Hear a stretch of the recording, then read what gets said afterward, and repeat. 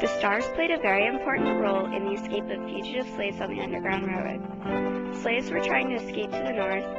They could tell which way was north because they knew moss grew on the north side of trees and birds flew north in the summer. But the most well-known thing was the North Star. On the Underground Railroad, slaves usually traveled at night to avoid detection. They followed the North Star. It was their compass to freedom. The slaves knew where the North Star was by the Big Dipper, or the Drinking Gourd as they called it.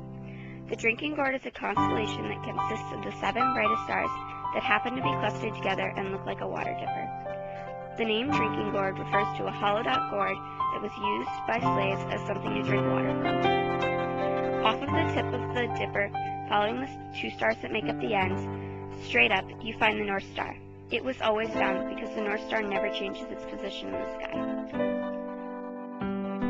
Slaves knew to follow the Big Dipper from the spiritual follow the Drinking Gourd.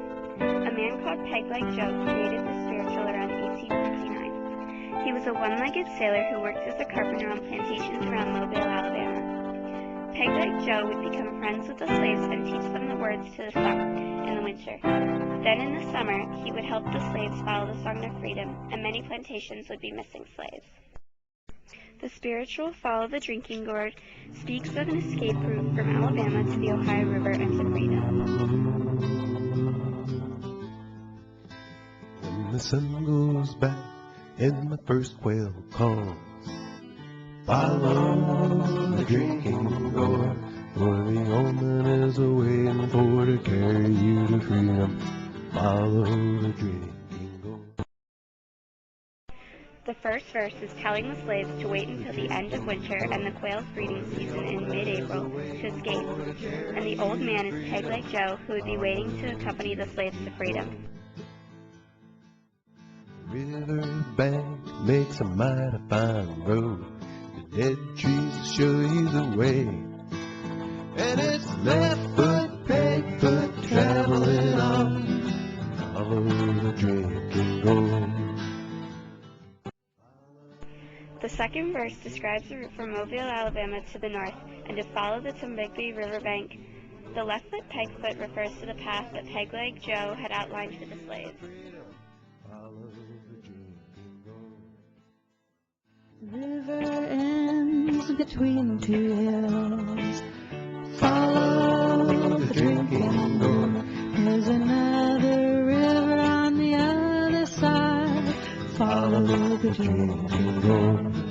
The third verse refers to the headwaters of the Tombigbee River where the Woodall Mountain is, and its dual-cone peak, which could be mentioned as 2 hills. The river on the other side is the Tennessee River, which was an ideal and preferred route for escaping slaves. Follow the drinking gourd. Where the great big river meets a little river. Follow the drinking gourd. For the old man is a-waiting for to carry you to freedom if you follow the drinking gourd. The final verse describes the end of the route in Paducah, Kentucky, and is where the Big Ohio River meets the smaller Tennessee River.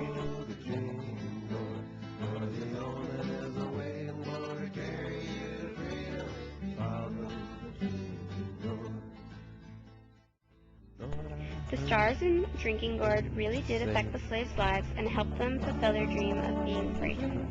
The stars are still part of our lives today and are still used for navigation. Follow the drinking gourd.